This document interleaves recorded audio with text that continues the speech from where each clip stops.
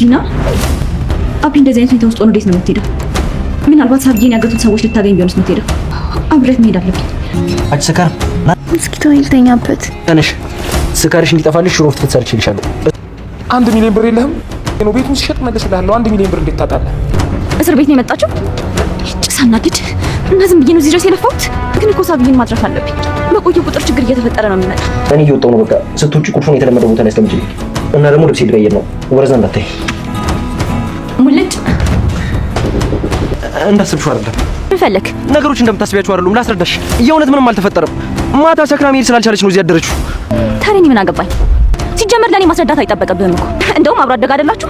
በጣም ጥሩ ነው የሚሆንልህ። በደንብ ታውቃታለህ። እሷ እንደኔ ገገማ አትሆንብህ። እኔ ካንቺ ውጪ ማንንም አልወድም። መጀመሪያ ሂድና ልብስህን ልበስ። የሰራሁትን ነገር ሀገር ይወቅልኝ ነው። ይሄ መጨረሻ ይጥሪ ነው።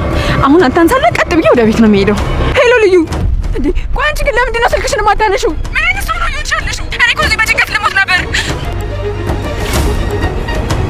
ሄሎ አጓጊው ሳቤላ ድራማ እንግዲህ በባለፈው ክፍል ሳቤላ ታግታ እንደነበርና አጋቹ 1 ሚሊዮን ብር እንደጠየቀባት ነበረ። ከዛ በዘለለ እንደገና ደግሞ ልዩ ጥርጣሬዋ ይህንን ያደረገችው ዲና ነች በሚል ምክንያት ዲናን ከኋላዋ እየተከተለቻት ነበረ። ግን ዲና አጋቹ ጋር አይደለም የሄደችው፣ የእውነት ፍቅረኛዋን ለመጠየቅ እስር ቤት ነው የሄደችው። እስር ቤት ማርኮን ታስሯልና ማርኮን ጋር ሄደች። ልዩም መከተሏ ምን ብሎ ማይረባ ነገር ሆነባትና ሳቤላን ለማትረፍ ምን ማድረግ እንዳለባት እየተወዛገበች ነው። አሁን ወደ ሳቤላ ጉዳይ ተመልሳለች። ሳቤላን ለመፈለግ ምናልባት ሙልጭ ከረዳኝ ብላ ሙልጭ ጓደኛዋን ከረዳይ ብላ ስታስብ ደውላ ልትነግረው ስትል በአጋጣሚ ስልኳን ቤት ረስታው ስለመጣች ግራ ገባት። ልሄድ አልሄድ እያለች ስትወዛገብ በመጨረሻ ሂጂ ከሳቤላ የሚበልጥ ነገር የለም የሚል ሀሳብ ፈጠረባትና ቀጥታ ሄደች። ቀጥታ ስትሄድ ግን ያየችውን ነገር ማመን አልቻለች። ሙልጭ ሌላ አፍቃሪ አለችው፣ አብሮ አደጓ አፍቃሪው። እሷ ሆን ብላ ስለምታፈቅረው እሱ ደግሞ ልዩን ለማስቀናት በሚል ነበረ የቀረባት። እሷ ደግሞ ሙልጭን በጣም ስለምትወደው ሆም ብላ መጠጥ ይዛ ገብታ እዛው ሰክራ አብራ አደረችና ጠዋት እንዳጋጣሚ ሙልጭ በተነሽና ሽሮ ፍትፍት ሰርቶ ሰካራሞች ታውቁታላችሁ። ሽሮ ፍትፍት ሰርቶላት በይ ስትነሽ በይና ቁልፍ አስቀምጠሽ ውጪ ብሎ ልብስ ሊቀይር ሲል ለክፋቱ እኮ ነው ሲያደርግ ቆይቶ አብረው አድረው ተቃቅፈው ተኝተው ልብስ ለመቀየር የተነሳ አስመሰለ። እሱ ግን ወደ ስራ ሊሄድ ስር ልብስ ሊቀይር ሲል ልብሱን አውልቆ እያለ ልዩ ለምን አትገባ? ልዩ ባየችው ነገር በጣም ደነገጠች። ይህንን ስታይ ፈጥናት ወጣች። እሱም ተከትሎ ለማስረዳት ቢሞክርም ፍጹም ልትረዳው አልቻለች። እህቱ ጓደኛው እንደሆነች አብሮ አደግ እንደሆነ እንደ እህት እንደሚተያዩ ከነገራት ይህን ከሰማች በኋላ እና ምን አገባኝ ወደሚል ነገር ቀየረችው። እና ምንም ካላገባሽ ለምን ተናደድሽ የሚል ጥያቄ መጠየቅ አንፈልግም። ምክንያቱም ፍቅር እንደዚህ ስለሚያደርግ እንግዲህ ልዩን አስረድቶ ወደ ቤት አለሳልሶ ሊመልሳት አልቻለም። ልዩም ተመለሰች ወደ ቦታዋ። እንደገና ደግሞ ሙልጭ ደግሞ ወደ አብሮ አደግ ጓደኛዋ ጋር ሄዶ ጮህባት። አብሮ አደግ ጓደኛውን አንቺ ነሽ ሆን ብለሽ ከልዩ ጋር ለማገናኘት እሷን ለማስቀናት ብለሽ ሳይሆን ሆን ብለሽ ከእሷ ጋር አብሬ እንዳልኖር ነው። ሁለተኛ አንቺን ማግኘት አልፈልግም፣ ማየትም አብሮ አደግም ጓደኛም አይደለንም ብሎ ተለያይተዋል። እሷም በጣም አዝና እሺ የሰው ያለ የምትልበት ጊዜ ይመጣል ያንን ቀን ጠብቃለሁ ብላ ወጣለች። ልዩ እየተከዘች ምን አናደደኝ እያለች እኛም እኮ ጥያቄያችን እሱ ነው፣ ግን አይዞሽ ፍቅር ነው ትወጂዋለሽ። እሱ በዚያ እየተናደደች ወደፊት ስትሄድ ማርዳ ቁማ እየጠበቀቻት ነው። ማርዳ ልጇ ጠፍታ እንግዲህ ልቧ አላርፍ ብሎ ልዩ እንድታገናኛት በተደጋጋሚ ስልክ ብትደው ታነሳው አልቻለም። ምክንያቱም ልዩ ስልኩን ትታው ነበር የወጣችው። ዛሬ ጉድ ተሰርታ ነበር። እንግዲህ ልዩ ስልኳን ትታው ስለወጣች በተደጋጋሚ ስልክ ሲጮህ አቢ አብርሃም የማን ስልክ ነው የሚጮህ ብሎ ስልኩን አንስቶ አናገራት። ልክ ልዩ መስላት ማርዳም በስልኩ ጮኸች። ቀስ ብሎ ሁሉን ነገር ከሰማ በኋላ እኔ ነኝ አብርሃም ነኝ ልዩ ወጣ ነው ብሎ በስነ ስርዓት አስተናገዳት። ግን አንድ ጥያቄ ጠይቃት። ይህን ድምፅ የማውቀው ይመስለኛል ማን ልበል ሲላት እሷም በጣም እየተንቀጠቀጠች እየፈራች የልዩ አክስት ነኝ ስትለው እሺ ስትመጣ እነግራታለሁ ብለው ተለያዩ። ልክ በዚህ ምክንያት መንገድ ላይ ቁጭ ብላ እየጠበቀች እያለ አላስችል ብሏት ልዩ መጣች። ልዩ እንዴት አድርጋ ትንገራት? ሳቤላ የታለች ስትባል ልዩ የምታደርገው ግራ ቢገባት በቅዳሜው ቀን ትምህርት ቤት ሄዳለች ብላ እስከ ማለት ደረሰች። ዛሬ እኮ ቅዳሜ ነው ብላ ስታፋጥጣት በቃ ከዚህ በላይ መሄድ ስለማትችል ነገረቻት። እናትየዋ ማርዳ ይህንን ነገር ልትቋቋሙ አልቻለችም። ፌንት ልታደርግ ስትል አቃቅፋ አስቀመጠቻትና ብዙ አነቡ የሆነው እንዳለ ነገረቻት። እንግዲህ ከትምህርት ቤት መልስ እንዳልተመለሰችና አጋቹ በሚሊዮን የሚቆጠር ብር እንደጠየቀ ሆኖም ግን አንቺ ማሰብ፣ መተከዝ፣ መጨነቅ የለብሽም የያዘሽ ህመም ያለብሽ ህመም ይበቃል፣ አብርሃም እንደምንም ብሎ ያስለቅቃታል ብላ አደፋፍራታለች። እንግዲህ እንደምንም አደፋፍራ ወደ ቤቷም ይዛት እየገባች ነው። ወደ ዲና ጉዳይ እንመለስ። ዲና እስር ቤት ሂዳ በእያንዳንዱ የተፈጠረውንም ያልተፈጠረውንም ሁሉንም ነገረችው። ግን አንድ የምስራች ሰማች። ማርኮን በቅርቡ ሊፈታ እንደሆነ ሲነግራት በጣም ደስ አላት። ምክንያቱም ውጪውን ልትቋቋመው አልቻለች ነበር። ሁሉም የተባበሩባት ነበር የመሰላት እና ማርኮን ሲፈታ ቀለል እንደሚላት እርግጠኛ ነች እና በጣም ደስ ብሏታል።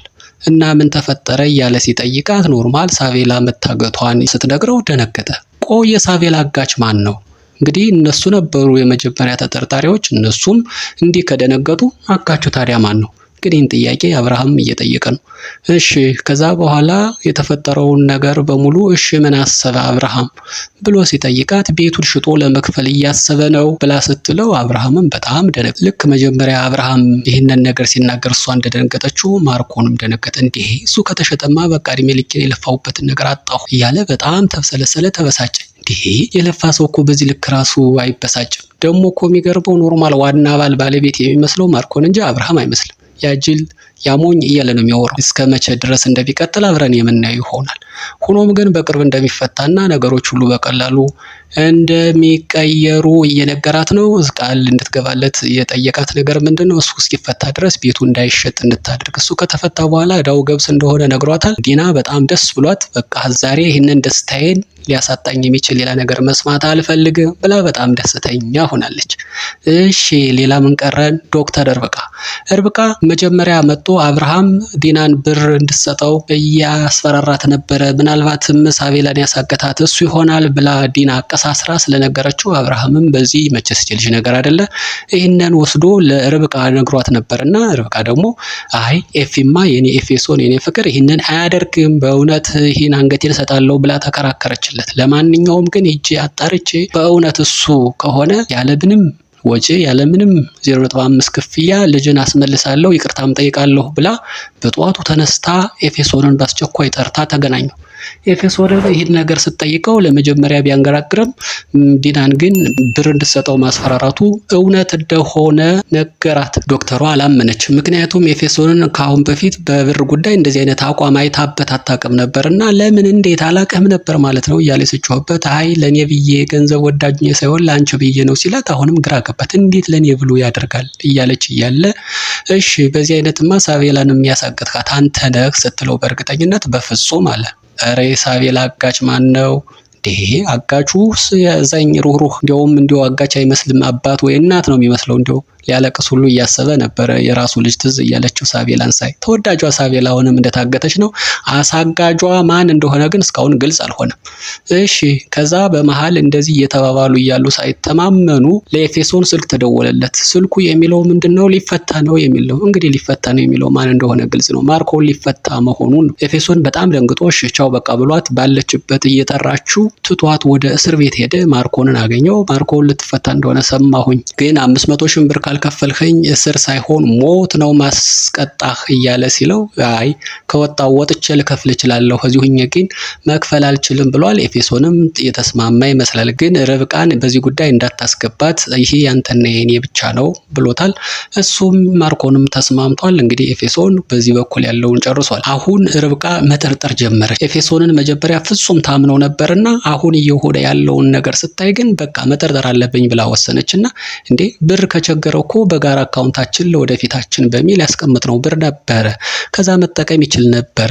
እንዴት ነው ይህ ነገር እንዴ? እስኪ ይህን ማጣራት አለብኝ በሚል ባንክ ውስጥ ላለ ለምታውቀው ሰው ደወለችና የጋራ አካውንታቸውን ቼክ እንዲያደርግላት ጠይቀዋለች። ይሄን ቼክ ሲያደርግን በሚስጥር ኤፌሶን ማወቅ እንደሌለበት ሁሉ አሳስባለች። እሺ ይህን ነገር ስታውቅ ምን ይፈጠር ይሆን? ምክንያቱም ኤፌሶን ይህንን ብር አውጥቶ ቁማር ተበልቶበታልና ወደዚያ አካውንት ለመመለስ ነው ይሄ 500 ሺህ ብር የጠየቀው። ግን አዛ በፊት ብሩ ከመመለሱ በፊት ዶክተሯ ያ አካውንት ባዶ መሆኑን ካወቀች ቢመለስ ራሱ አሁን ትርጉም የሚሰጥ አይመስልም። በጣም አስጨናቂ ጊዜ እየመጣ ያለ ይመስላል። በመጨረሻም አብርሃም አንድ ነገር ብልጭ ብሎበታል።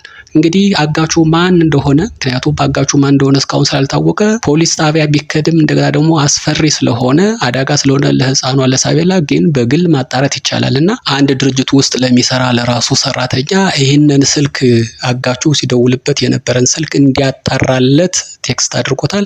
እንግዲህ አብርሃምም መጠርጠር የጀመረ ይመስላል። አጋቹ እንግዲህ ደግሞ ብልህ አይደለም እንደተመለከትነው አዛኝ ሩህሩህ የዋህ አባት ነውና ምናልባት ሲሚቀያየር ቀፎ ሚቀያየር አይመስልም ራሱ መገኘቱ የማይቀር ነው። እንግዲህ ሰራተኛውም ሲቡን ማያወጣው ከሆነ ማግኘት እንችላለን ብሎ ተቀብሎታል።